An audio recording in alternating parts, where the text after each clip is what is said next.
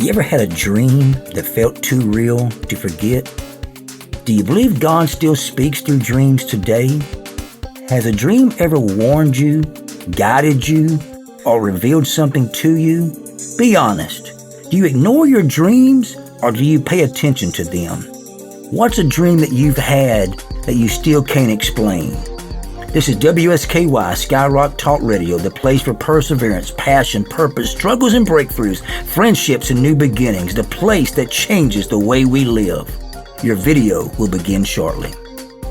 We welcome listeners joining us from around the world, across North America, South America, Europe, Africa, Asia, and the Caribbean.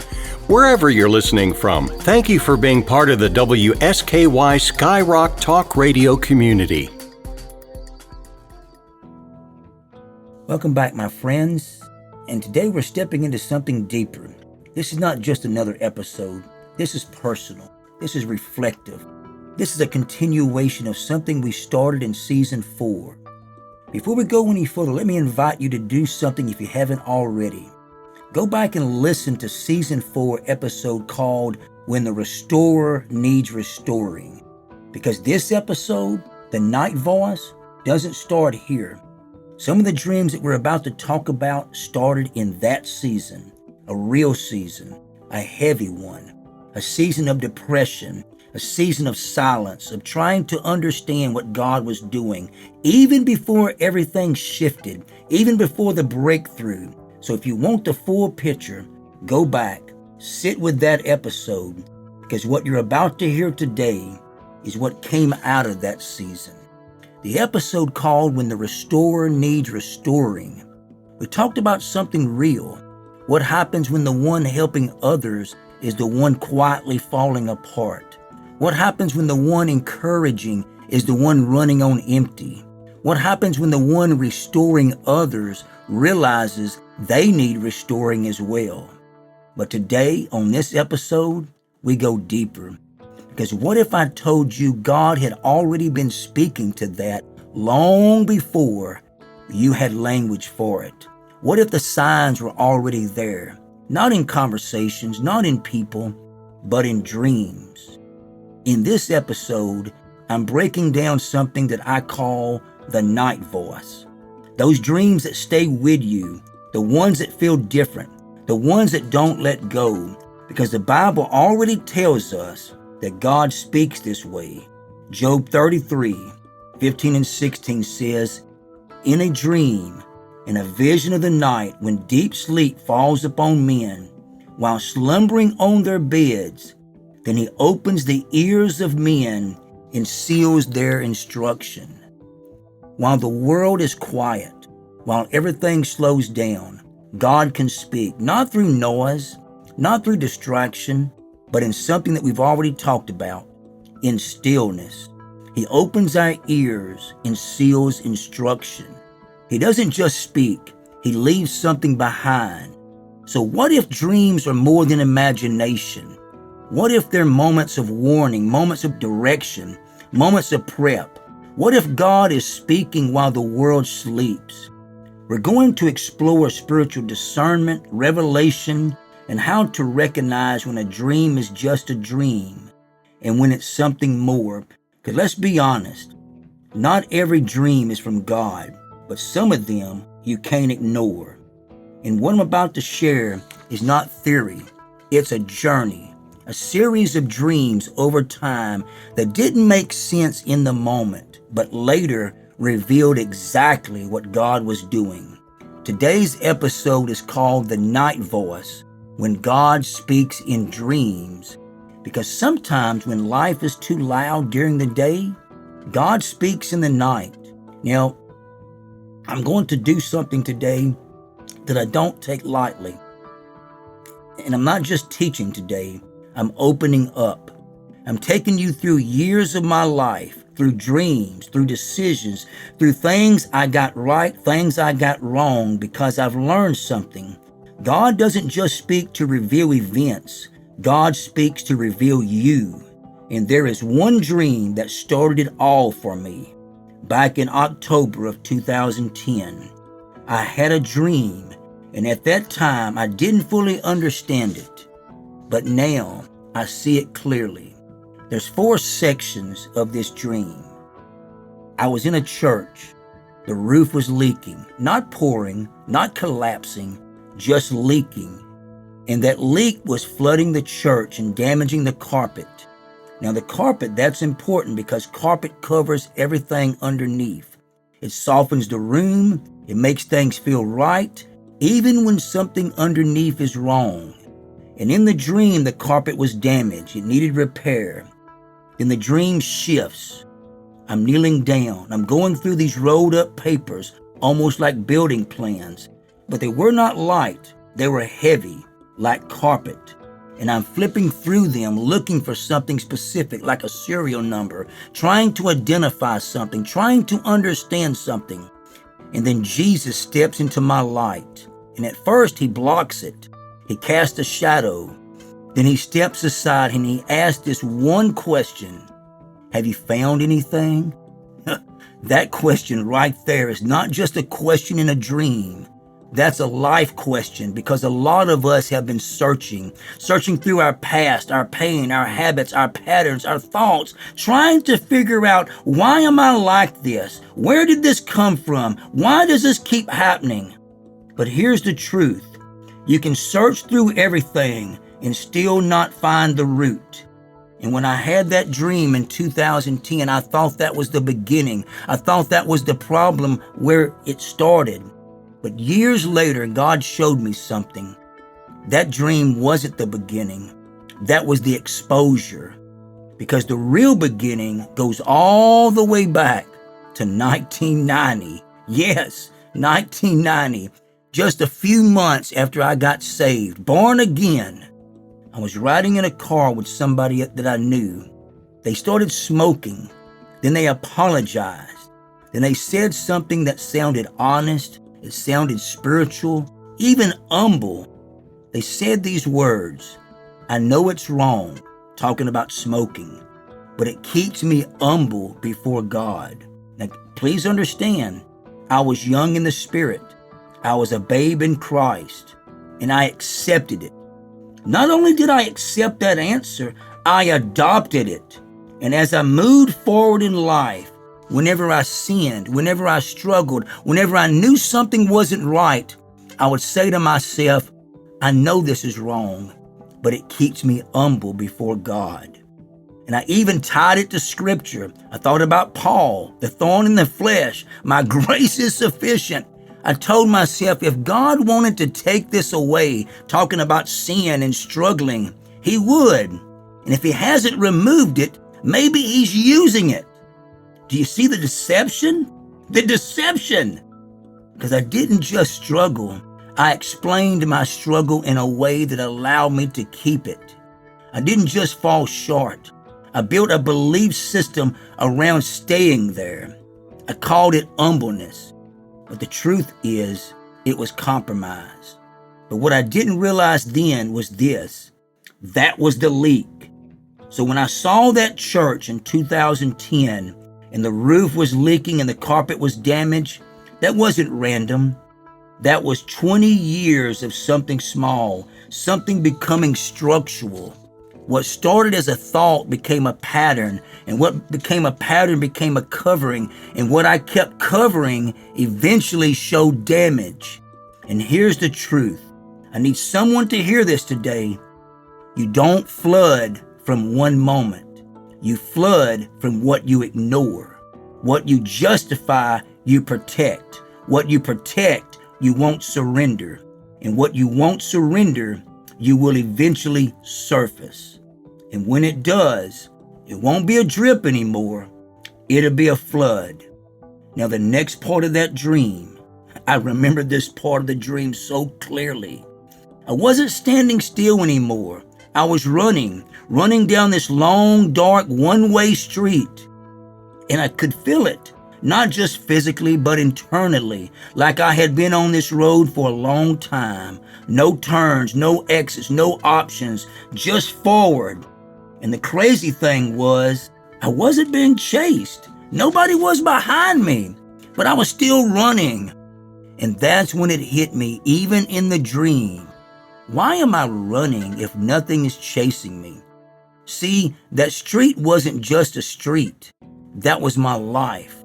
A one-way path where I felt like I had no control, just moving, reacting, surviving, carrying worry, carrying fear, carrying pressure, and never really stopping long enough to ask, is this even the direction I'm supposed to be going? Then I noticed something. Even though the street was dark, there was a street light, just one, not lighting up the whole road, just enough to see a little ahead. And that right there, that changed everything. Because God didn't show me a fully lit highway. He showed me just enough light to take the next step. And I think that's where I missed it for years. I was waiting for God to show me the whole plan. But he was saying, I don't give full vision. I give faithful steps. Then I saw something else. There were other people on the same street, which meant I wasn't alone like I thought I was. But here's what stood out. I was running toward a carpet store, but the store was closed. And that bothered me in the dream because it felt like no access, no help, no resource, like I had reached a place where what I used to rely on wasn't available anymore. And now looking back, that wasn't punishment. That was transition. Because some doors have to close. When God is shifting you out of dependency and into direction, here's how that dream spoke to me. It made me realize I had been running a race God had never told me to run, living in pressure He never placed on me, and staying on a path just because I had been on it for so long. But here's how it speaks to me now. Even today, there are still moments where life feels like that same road, dark, uncertain, one direction. But I don't panic, because now I understand something I didn't understand then. If there's light, even a little, God is still leading. So I don't need the whole road anymore. I just need the next step. And that's the shift from running in fear to walking in faith. The last part of that dream, when it shifted, I wasn't on the street anymore. I was back where it all started, but it felt different. It was like a small carnival, not loud, not chaotic, not overwhelming, almost like a church event, peaceful, simple, intentional. People were walking around, not rushing, not stressed, just present.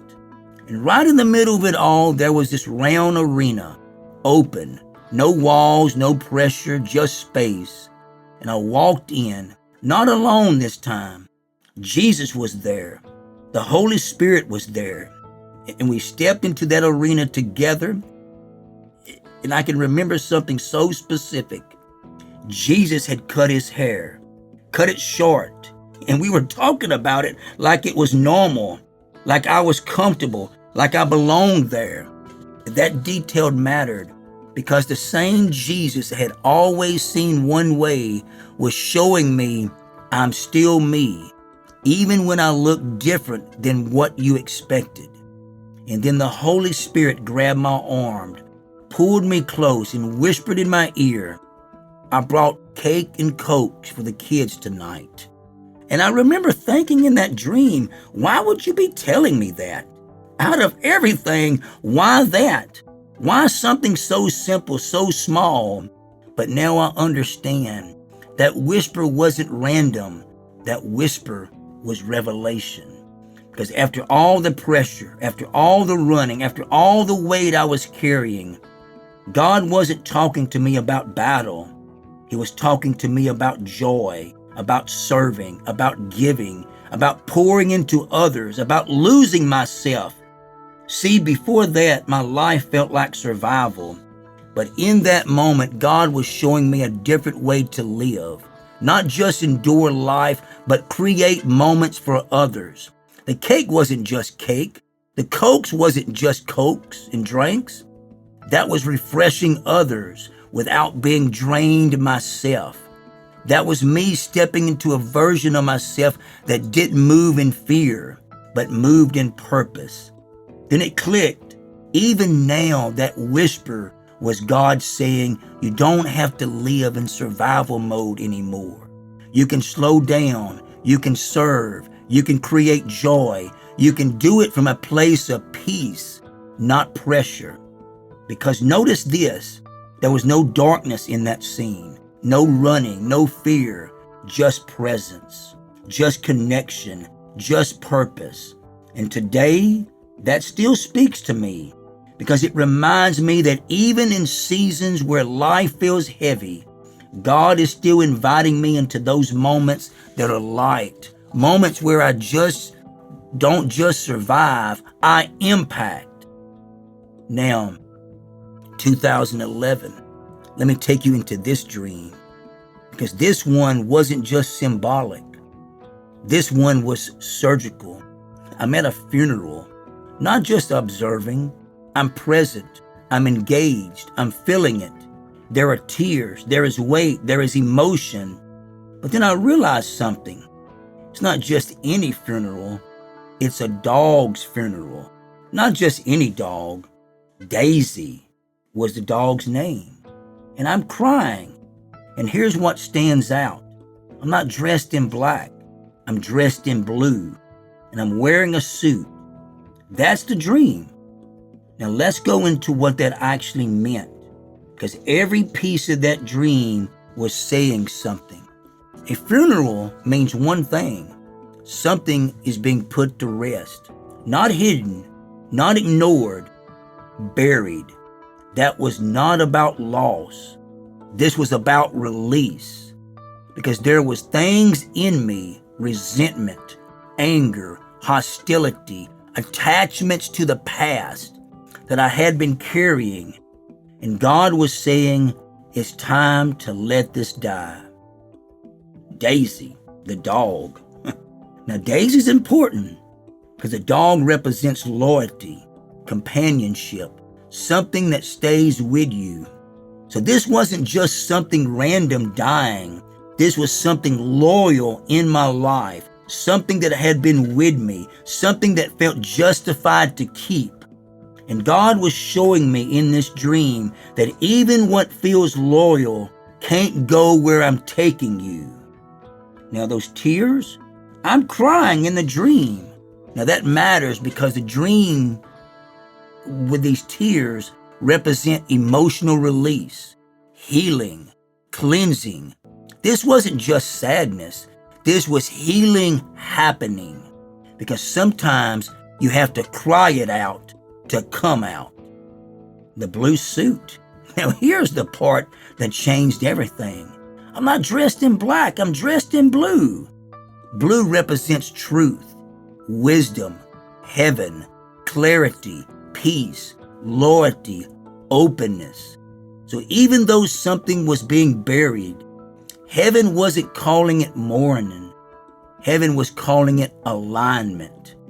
That means that what I thought was loss, God was calling necessary. Now, I'm wearing a suit. That means something as well. Recognition, identity, readiness. So even in the middle of letting go, I was being prepared for something. God was showing me this. You cannot carry your past into your future. You cannot hold on to what I'm asking you to release. You cannot step forward without letting something die.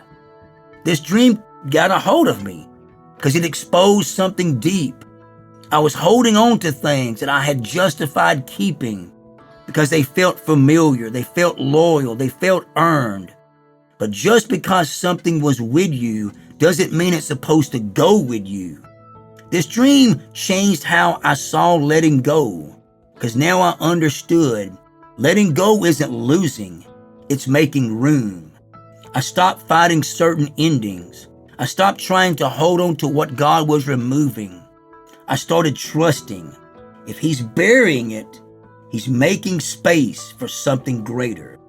And this is where something deeper hit me because I realized I had been living off of old revelation, trying to carry yesterday's word into a place where God was speaking something new.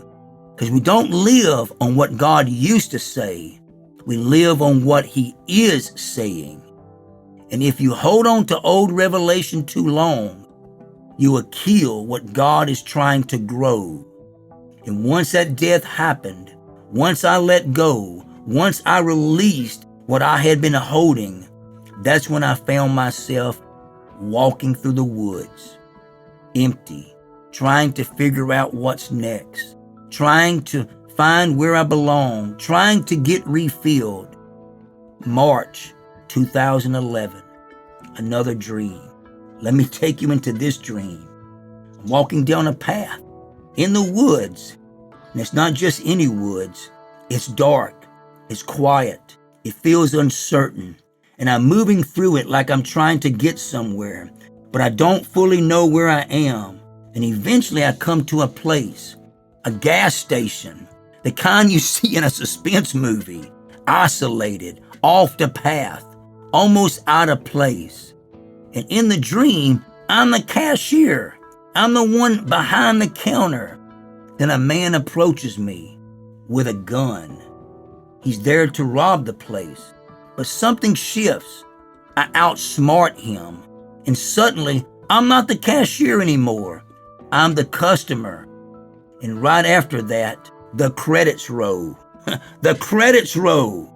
Now that's the dream, but it wasn't random.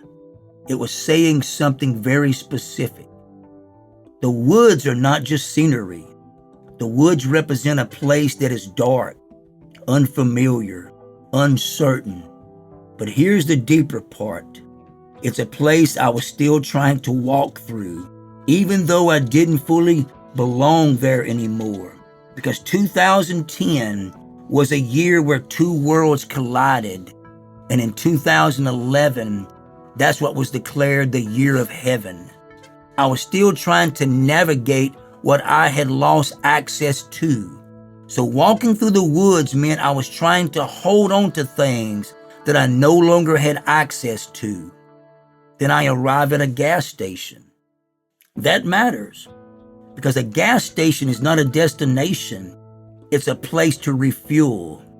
So the dream is already saying you're running low. You don't need to push forward right now. You need to recharge.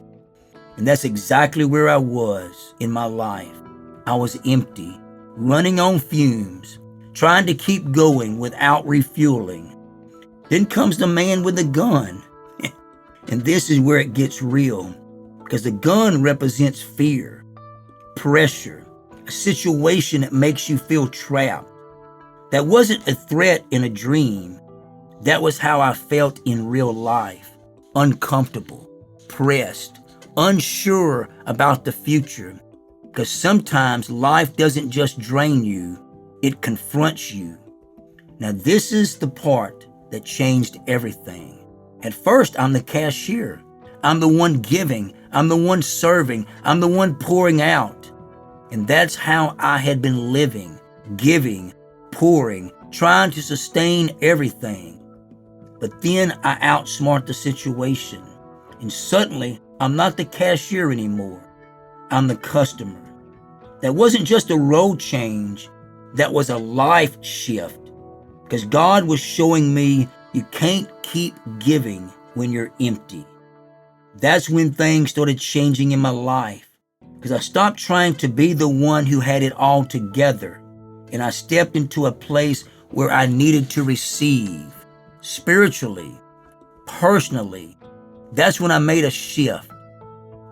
And I started attending a church, One Life Church. And for the first time in a long time, I wasn't pouring out. I was being filled. And the credits start rolling. Then the dream ends when the credits are rolling. Now that part is powerful, because when the credits roll, the scene is over. The chapter is finished. The transition has already begun. And what that told me was this: change is already in motion. You don't control this shift. It's happening. God was showing me you're empty, You're trying to hold on to what's behind you. You're afraid of what's ahead. But more than that, you're in the wrong road. This dream comforted me, and it also confronted me because it exposed something I didn't want to admit.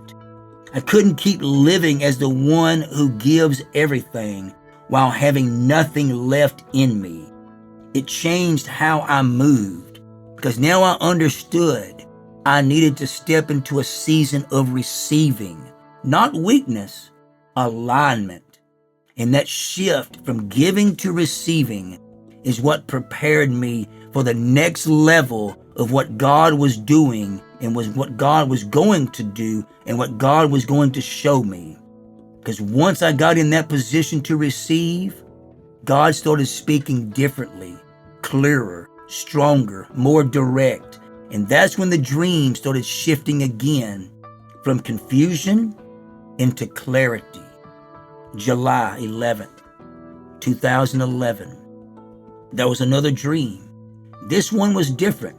It wasn't long, but it didn't need to be because everything in it was clear. I saw myself standing in front of a picture frame, but it wasn't whole. The picture frame was broken. The glass was shattered. The picture inside torn into pieces like a puzzle. There was blood on the floor, on my hands. And in the dream, I'm picking up the pieces, trying to gather them, trying to put them back together. Then God speaks, clear, direct. Don't pick all the pieces up. That was it. That was the dream.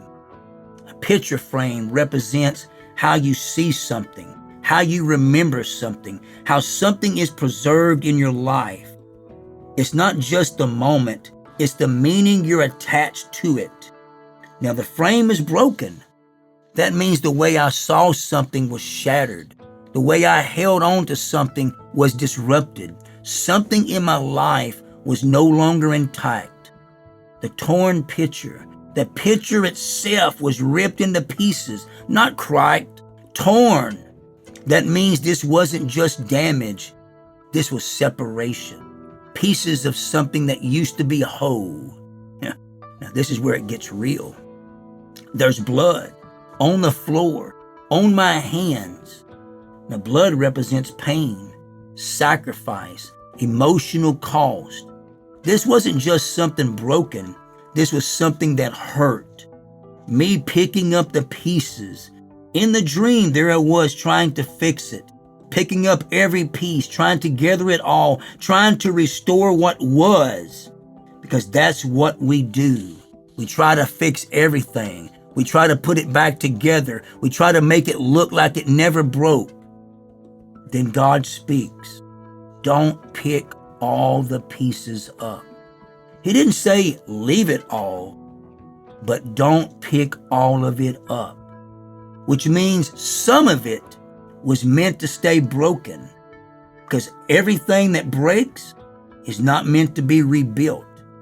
God was showing me you're trying to restore something that I have allowed to be torn apart, and not everything deserves reconstruction.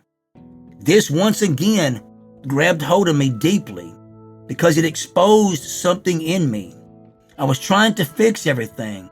I was trying to hold on to every piece that I didn't want to let go anymore. Even the parts that was hurting me. Because sometimes we don't just hold on to memories, we hold on to pain. This dream shifted something in me because now I understood letting go is not failure. Letting go is obedience. I stopped trying to recover everything. I stopped trying to make every situation whole again. I started asking, what part of this am I supposed to leave behind? And this dream did something critical. It created separation, not just externally, internally. Because now I understood I can't carry every piece of my past into my future. And once I stopped trying to pick everything up, once I stopped trying to fix what God had broken, God could begin rebuilding me the right way. September 15th, 2012. The dreams changed again. This one didn't come with images. It didn't come with movement. It didn't come with emotion. It came with a number. In the dream, I saw 11:18. That's it. No book, no explanation, just 11:18. Then I woke up. But I knew it mattered. Now this is different because this isn't just a symbol like a dog or a broken frame. This is a reference. This is God saying, go look for me. So I started searching different books of the Bible, different verses, trying to understand, what are you saying? Deuteronomy 11:18 says, fix these words of mine in your hearts and minds. What he was saying was, internalize the word, not just hear it, but carry it. God was saying, this can't stay external anymore. This has got to get inside of you. Proverbs 11:18. The wicked earns deceptive wages, but the ones who sows righteousness reaps a sure reward. What you sow, what you build your life on, God was showing me what you're doing now matters later. Job 11:18. You will be secure because there is hope, safety, rest, confidence. God was saying you don't have to live in fear anymore. Revelations 11:18. The time has come to reward your servants. Justice, accountability, timing. God was reminding me nothing is overlooked. Everything has a time. Acts 11:18. God has granted repentance that leads to life, change, grace, new life. God was showing me I'm still giving life even after everything. Now step back and look at it. This wasn't one verse. This was a pattern. Internalize my word. Sow righteousness. Walk in hope. Trust my timing. Receive new life. God wasn't giving me information. God was giving me direction.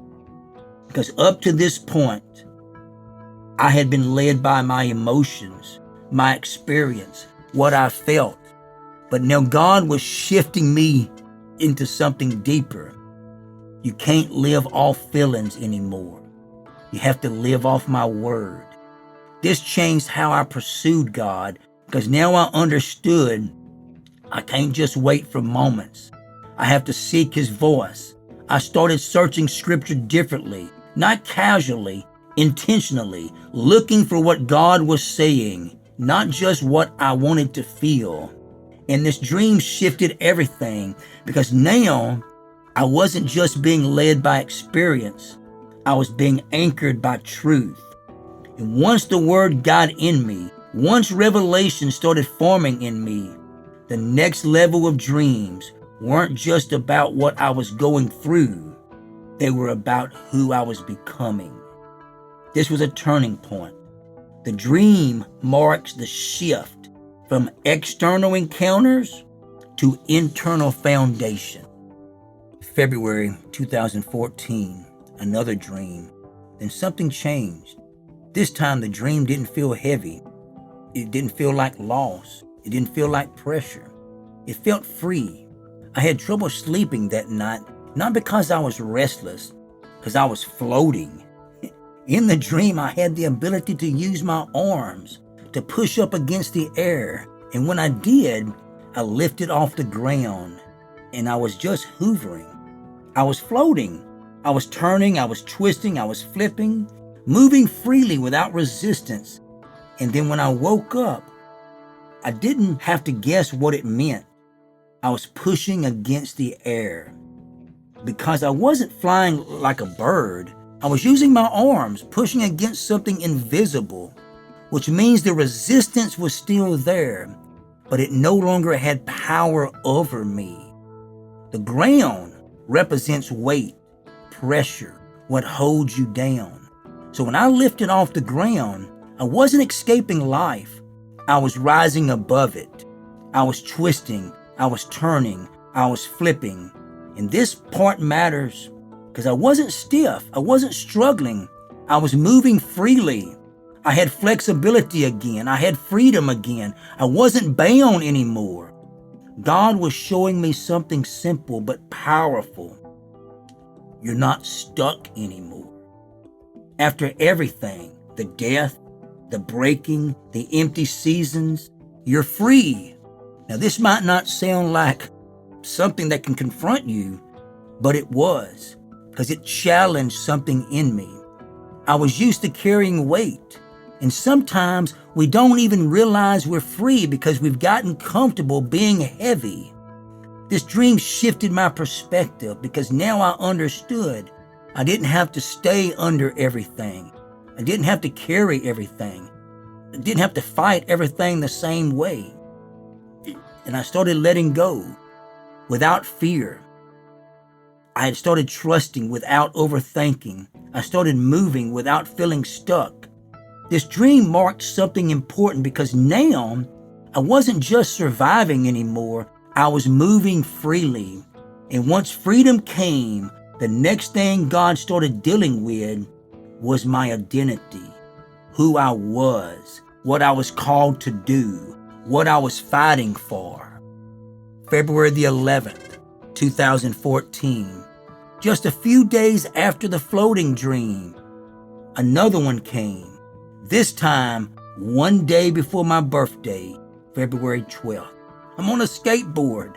I'm moving through traffic, not standing still, not watching from the side. I'm in it. Cars are moving. Things are happening around me. I'm weaving through it, dodging traffic. Now here's what makes this interesting. In real life, I wasn't good at skateboarding. It wasn't natural. It wasn't easy. And the only time I had ever been around that kind of traffic was when I visited New York City. It was fast. It was busy. It was unforgiving. A skateboard is different from anything else. It's not stable like a car. It's not controlled like walking. It requires balance, timing, adjustment, which means this isn't about control. It's about flow. Traffic represents pressure, movement, unpredictability, life moving around you whether you're ready or not. Dodging the cars. Now this is key. I'm not stopping the traffic. I'm not controlling it. I'm moving through it, which means the pressure didn't stop me, but it didn't stop either. God was showing me something powerful. You can move through difficult situations with grace. Even when it's not natural, even when it's not easy, I'm giving you the ability to handle what looks like it should overwhelm you. Because here's the truth. I didn't see myself that way. I didn't feel skilled. I didn't feel like I had control. I didn't feel like I was doing anything with style. But God was showing me something I couldn't see. You're moving better than you think. This dream gave me a different confidence, not loud, not prideful, but steady. Because now I understood I don't have to master everything to move through it. I stopped overthinking every step. I stopped trying to control every situation. I started trusting. God has given me the ability to navigate this. And this dream built on the last one, because now I wasn't just free, I was functional in that freedom. Floating showed me I could rise above it, and the skateboard showed me I could move through it. And once I understood that, once I realized I could move, even when things around me weren't stable, God started dealing with something deeper. Now, just how I move, but who am I? September the 6th, 2014, came another dream that didn't feel light. It didn't feel like freedom. It didn't feel like movement. It felt serious. I'm riding in a vehicle. I'm not driving, I'm just sitting. I'm looking out the window, and as I look, I see a field, an open field, a steel field. And in that field, there's a soldier, and that soldier is kneeling. And not just kneeling anywhere, kneeling in front of a cross. And standing beside the soldier, there's another person holding a sword. And when I saw it, I knew this wasn't random, but I didn't fully understand it. But if I'm honest, it concerned me. Now this matters because I'm not driving, I'm the passenger. That means I'm being carried. I'm being shown something that I'm not in control of this moment. God is revealing, not asking me to lead it. The field, it represents openness, exposure, a place where things grow. There's nothing hidden here. Everything is visible. Now the soldier, he represents discipline, readiness, battle, commitment. But the soldier's not fighting, he's kneeling. Before the battle comes surrender. Now the cross is everything because the cross represents sacrifice, truth, belief, identity. So the soldier is not kneeling to fear, he's kneeling to conviction. Then there's the sword. The sword represents truth, defense, spiritual authority. Which means this is not just a moment of worship, this is prep for battle. God was showing me something clearly. You're not just free, you're called to stand, called to believe, called to hold your ground, not in your own strength, but on your knees first. And this is where it got real to me. Because my first reaction wasn't excitement. It was concerned. I wondered, am I that soldier? Because if I am, that means conflict is coming, challenges are coming, moments where I have to stand are coming. And I had to face this. Am I ready to stand for what I believe, even when it costs me something? This dream shifted something deep inside of me, because now I understood I wasn't just being developed for peace. I was being prepared for pressure. I started taking my beliefs more seriously. I started thinking differently about truth, conviction, standing firm, because now I knew this wasn't just about me anymore. This dream marked a transition, because now I wasn't just free, I wasn't just moving, I had purpose. Floating showed me freedom. The skateboard showed me movement, but the soldier showed me who I was becoming. And once identity started forming, once I realized I wasn't just surviving, God began to show me something else. Not just who I was, but what I was called to do for others. September 17th, 2016. There was this dream that didn't feel like a dream. It felt real. You ever had one of those moments where something happens and you immediately think, I've been here before? That's what this felt like. Even in the dream, I knew this is going to happen. I'm in a school. There's a family, a mother, a little girl, and there's concern. Something is wrong, but no one can fully explain it. The mother is worried. The family is frantic. They're trying to understand what's going on with this girl. But the girl, she's not talking. She's sitting there, head down, crying, closed off. And somehow they come to me. They feel like I can help. Then the dream shifts. I'm called back again to another meeting. The same family, the same girl. But this time, the room is set differently.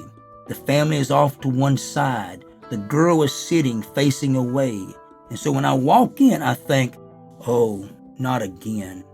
But something changes in me. This time, I'm not just observing. I'm determined. I walk over. I touch the mom on the shoulder. to let her know I'm there. She's emotional. She's crying. She's overwhelmed. Then I walk to the girl. I grab a chair. I pull it in front of her.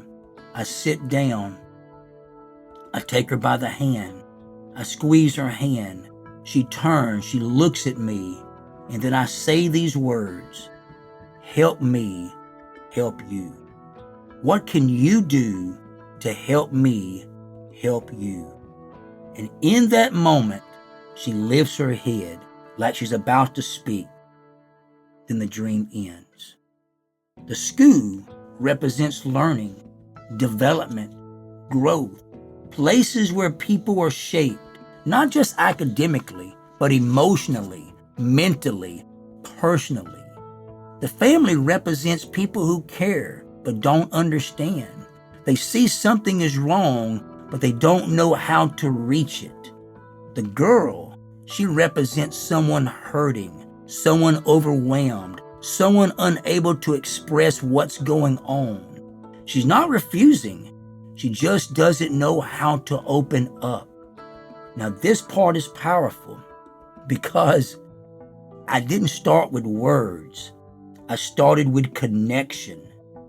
Before I can help someone, before you can reach them, and this is the key, the words, help me help you. Not, what's wrong with you? Why aren't you talking? This is partnership. This is trust. This is invitation. God was showing me something ahead of time. You're going to be placed in situations where people are hurting and they don't know how to express it. And you're not called to fix them. You're called to reach them. Because this dream revealed something. I had to slow down. I had to listen. I had to connect, not rush, not assume, not control. This dream planted something in me before I ever stepped into that role. Because 2 years later, 2018, I started teaching special education. And when I got there, I wasn't learning it for the first time. I had already seen it. This dream shaped how I approached students, not as problems to solve, but as people to understand. This dream shifted everything, because now I wasn't just growing spiritually, I was stepping into purpose. The soldier showed me who I was, but this dream showed me what I was called to do. And from that point forward, everything started aligning. 2021, there was a season in my life where I thought I understood pressure. 2020 had everything stretched. Education, structure, patience. Remember, that's the COVID year. By 2021, we were teaching in two worlds at once. Students in front of us and students on a screen. I was co-teaching, doing inclusion, trying to hold everything together. And when my partner teacher got sick, not once, but twice, eventually couldn't finish the year, I stepped in. At that time, I thought that was the pressure. I thought that was the test. But looking back now, that wasn't the fire. That was just the introduction to it. Because before all of that, I had a dream I couldn't shake. I saw someone holding fire, not out of control, not wild, but controlled, intentional. They threw it at a wall. It didn't just hit the wall, it broke through. And then when I stepped through that opening, I walked into a lion's den. Not chaos, not panic, just lions, watching, waiting, present. And at that time, I interpreted the lion must mean obstacles were coming. The fire meant I had what it took to handle them. And that was true, but it wasn't complete. Because later, when I moved into a different environment, that's when I understood the dream wasn't symbolic only. It was prep. There are some seasons that you don't describe in detail, not because they didn't matter, but because you respect what people went through in them. What I will say is this: that year was intense. It was unpredictable, and it required something deeper than skill. It required control under pressure. It required courage without reaction. It required strength without losing myself. And that's when it clicked. The fire in the dream was never about destruction. It was about control. The ability to carry something powerful and not let it consume you. The lines, they were never just obstacles. They were environments that test who you are. Looking back now, that dream didn't just tell me challenges were coming. That dream told me you're going to walk into places that feel like lion's den. But you don't walk in empty-handed. You're carrying something inside of you that's already being prepared. And here's the part that changed me. The fire was already in my hand before I ever entered the dream. 2021, there was another dream in that same season. But this one didn't come with fire. It didn't come with pressure. It came with weight. I found her outside, wrapped in blankets. Not just one blanket, but many blankets. Like she was holding on to warmth while also trying to give it away. But I knew who she was, so I had knelt down beside her, pulled the blanket back, and when I saw her face, I didn't try to fix anything. I didn't try to solve anything. I just said these words: be encouraged. You're a blessing to others. I'm proud of you. More are coming. And she cried, not because she was hurt, but because she felt like it wasn't enough. Like everything she had done, everything she had been given, had somehow gone unseen. And I remember sitting there thinking about her life, all she had done, all she had carried, all the people that she had helped, and realizing something in that moment. She wasn't empty. She was just tired of feeling unseen. Because there's a difference. And what hit me later was this: that dream wasn't just about her. It was about something God was showing me inside of people. The meaning, the blankets, they weren't just comfort. They were what she had been giving to others, what she was still holding on to herself, what she needed but didn't feel anymore. Warmth, care, protection. But here's the deeper part. She had enough blankets to help others, but she still felt like she had nothing left. And that's when it shifted for me, because I started realizing some people don't need solutions. Some people don't need corrections. Some people need someone to simply say, what you've done matters. Who you are matters. You're not unseen. In that moment in that dream, that's all I did. I didn't bring blankets. I brought words. 2021, once again, there was another dream during that same season. And this one didn't feel like strength. It didn't feel like purpose. It felt like I was being stuck. I saw myself laying across a bed, curled up, not resting, not peaceful, just curled. And then I saw my mom walk past the door, like everything was normal, like nothing was wrong. But something was wrong, because I tried to move and I couldn't. I tried to uncurl my body. I tried to stretch out, and it felt like I was trapped inside myself. And I started calling out, "Mom, Mom," over and over again. Not loud, not dramatic, just reaching. And when I woke up, I was still in that same position, curled. What this reveals to me is this dream is different from all the others. Because this one isn't about what you can handle. It's about what you're carrying internally. That curled position, that's not random.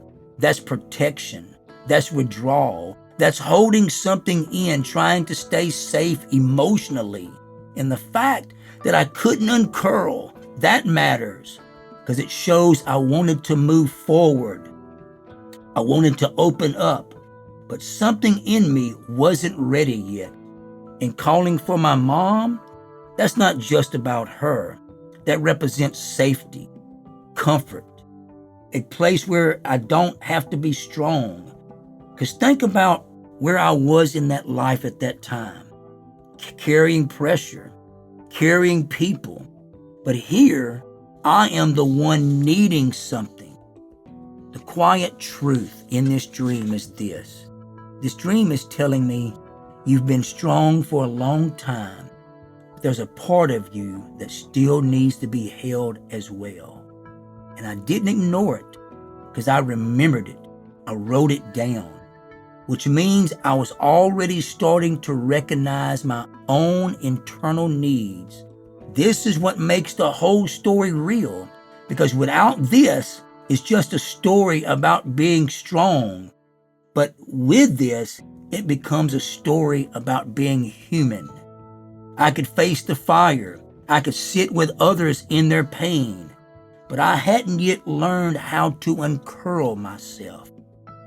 2021, also, there was one more dream in that season. And this one didn't feel like pressure. It didn't feel like pain. It felt like being lost. I was in a downtown area in my truck. I parked, walked into this old vintage toy warehouse.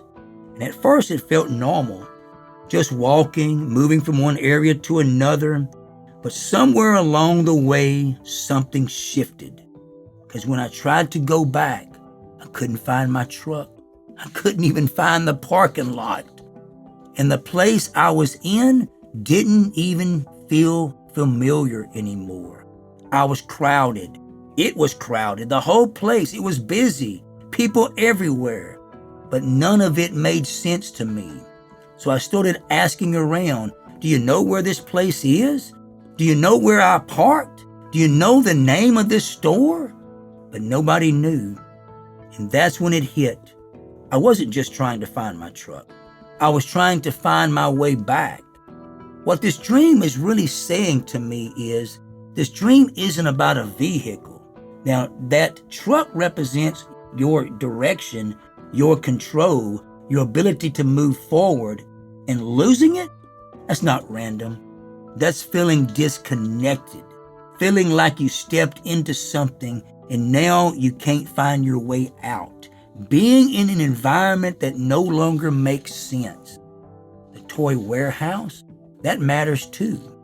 Because toys represent simplicity, something familiar, something comfort, things that once made sense. But now I'm walking through it. It's unfamiliar. That's growth. But it doesn't always feel like growth. Sometimes it feels like I don't recognize where I am anymore. The hardest part of this dream, I asked for help and no one had answers. That's real, because there are seasons where we cannot rely on other people to navigate it. We can't go back to what used to work. We have to figure it out internally. How does this add to my life? In 2021, I'm searching for direction. I'm searching for identity. That's not random. That's a full internal process. I can handle pressure. I can help others, but I also have to own my own struggles. I'm trying to find my way through it all. I walked into something I thought I understood, and somewhere along the way, I lost my way back. And here's what makes this powerful. This dream ends without resolution. I'm still searching, I'm still processing, I'm still trying to figure things out when that dream ends. 2025. There was a dream, a different season, a different place in my life, but something felt familiar. I was at church, in the coffee bar area. Normal moment, routine, then suddenly commotion. I turned and I saw coffee spilled across the floor. Not just a cup, a pool. And then I heard the voice, "Evacuate, the sprinkler's about to turn on." And just like that, everything shifted. I started moving down the hallway, trying to find my way through. I opened a door, and that's when it hit me. Water, not light, not mist, force. It hit me straight in the head like a fire hose. And I wasn't standing there thinking. I was just trying to get through it, trying to push forward, trying to reach the other side, while everything around me was coming down at once. And somehow, I made it through the door. But what was on the other side wasn't what I expected. I stepped out, and suddenly I was in a wide open place. Mountains, space, people everywhere. And for a moment, it felt like I had made it out. But then that same feeling came back, the same one from before. Didn't know where my truck was. And now I'm trying to get back inside, trying to find direction again, trying to figure out how to get home. But everything around me felt unfamiliar. People were there, people were watching, people were living, people were existing, but I didn't belong in that space. And as I tried to move through, it felt like I was stepping into places I shouldn't be, like I was crossing into someone else's world. So I pulled back. I turned. I kept moving until I finally reached the front. And there it was, a door. Not a regular door, a massive door, like something you'll see on a castle. I stood there looking at it, trying to figure out, how do I get through this? What this dream was showing me, this dream is layered, but the structure is clear. The spill, something small at first, but it spreads. A shift begins. Something changes in my environment. The water, not fire this time, water, overwhelming, constant, direct impact. But here's the key. I didn't run from it. I pushed through it. I made it out. But it wasn't resolution. Where is my truck? The confusion returned. How do I get home? But this time, I'm not lost in a warehouse. I'm in an open space. That's growth. The door, this is the biggest part of the dream. That door represents a new level, a new phase, something I can't just walk into casually. I don't just open that door. I have to be ready for it. What is this doing? This dream is no longer about figuring myself out, surviving pressure. Now it's about moving through pressure into something new, transitioning into the next level of purpose, facing doors that require growth to enter. And here's the anchor line of this dream. I made it through the pressure, but on the other side, I realized I wasn't just escaping something, I was being led to something. November 2025, just a few months ago, this was one final dream. And it didn't feel like pressure, didn't feel like confusion, felt like peace. I was at a church retreat, open space, a playground, simple, light, and I realized something in that moment. This wasn't about going back. This was about being restored. But even in that peace, I was still searching, not for a place, not for direction, for a person. That person's name was Jerry. not because of who he was, but because of what he represented. Humbleness, kindness, quiet strength, generosity. And what I didn't realize at the time was that I wasn't just looking for him. I was stepping into a season of seeking the right things. And then Jerry was brought to me. I didn't have to chase him. I didn't have to search hard. He came. And in that moment, I said something simple. I need change. I had $100 bill, but I needed it broken down. And that's when it happened. People gathered around me. Not one, a circle. They started giving freely, not forced, not asked twice, just giving. What this dream was revealing is this is the answer to everything that came before.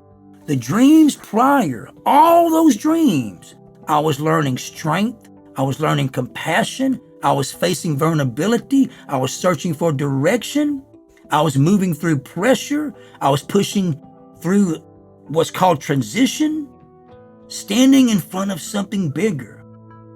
Now this dream, in this phase of my life, right now, I'm not doing this alone. I'm not behind. I'm not lacking. I was being prepared, not abandoned. The power of the $100 bill. I already had value. I already had a calling, a gifting, experience, strength.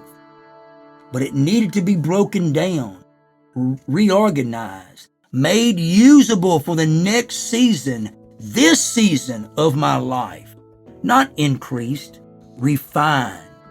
The circle of men. That's not random.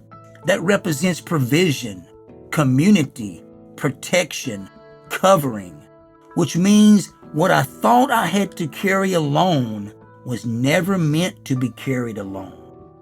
The shift that changed everything. All the previous dreams was be ready, be strong, endure, find your way. This dream was saying, I've already gone ahead of you. Before pressure, provision. Before need, support. Before weight, covering. And here's the anchor line of that dream. I spent years preparing for what was ahead, only to realize God had already prepared what I would need. The fire didn't break me. People didn't drain me. Vulnerability didn't stop me. Confusion didn't trap me.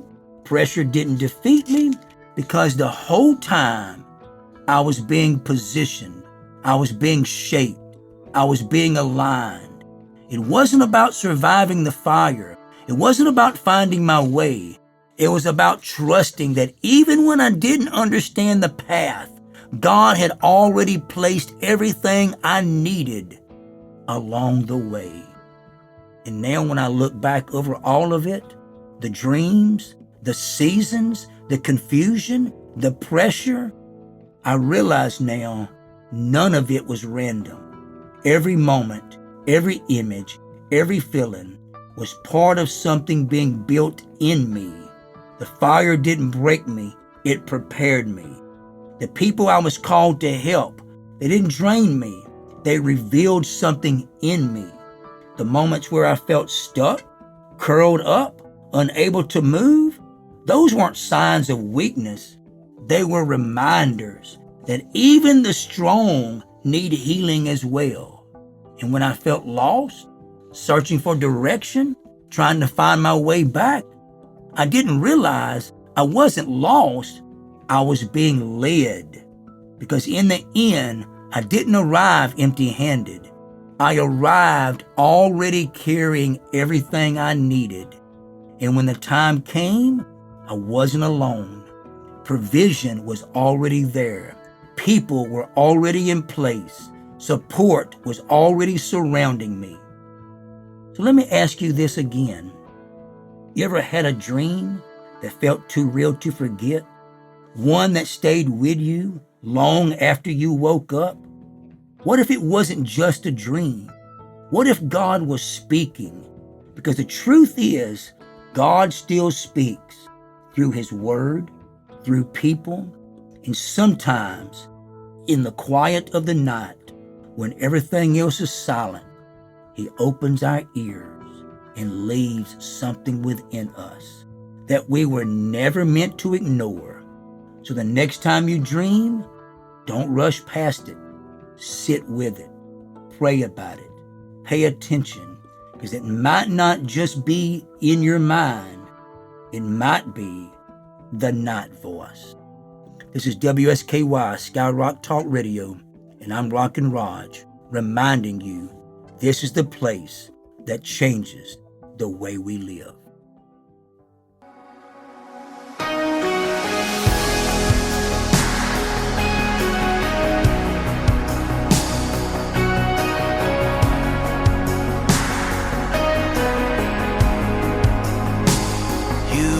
Here, moving in our midst, I worship you, I worship you. You are here, working in this place, I worship you, I worship you. You are waymaker, miracle worker, promise keeper, light in the darkness, my God, that is who you are. Waymaker, miracle worker, promise keeper, light in the darkness, my God, that is who you are. You are here, touching every heart. I worship you, I worship you. You are here, you're turning lives around.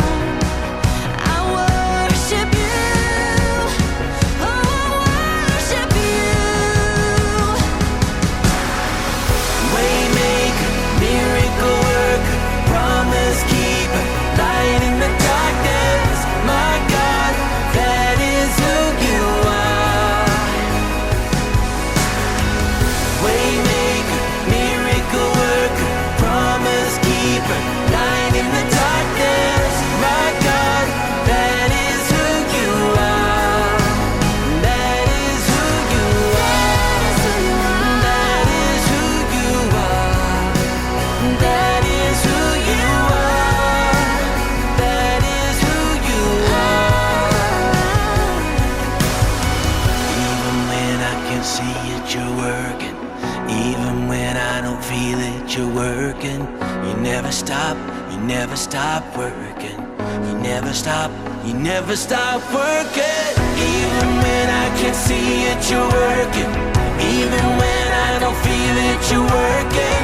You never stop working. You never stop working. Even when I can't see it, you're working. Even when I don't feel it, you're working. You never stop working. You never stop, yeah. Waymaker, miracle worker, promise keeper, light in the darkness, my God, that is who you are. Waymaker, miracle worker, promise keeper, light in the darkness, my God, that is who you are. That is who you are. That is who you are. I know. That is who You're the waymaker. That is who you are. Yes, it is. Oh, that is who you are.